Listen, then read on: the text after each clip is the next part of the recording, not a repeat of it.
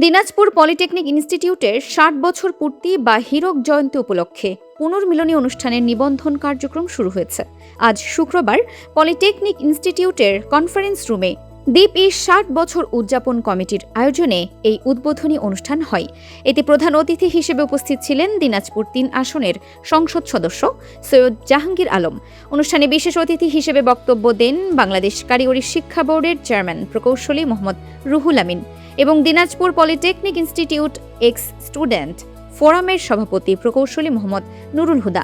সভাপতিত্ব করেন দিনাজপুর পলিটেকনিক ইনস্টিটিউটের অধ্যক্ষ ও দ্বীপ-ই ৬০ বছর উদযাপন কমিটির আহ্বায়ক প্রকৌশলী মোহাম্মদ আব্দুল ওয়াদুদ মণ্ডল।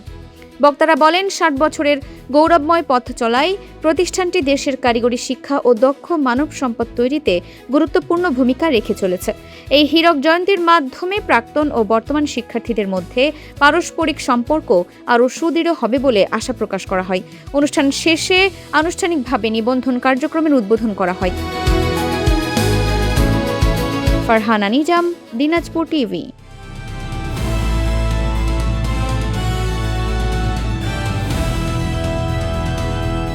দিনাজপুর টিভি মানুষের জীবনের কথা বলে।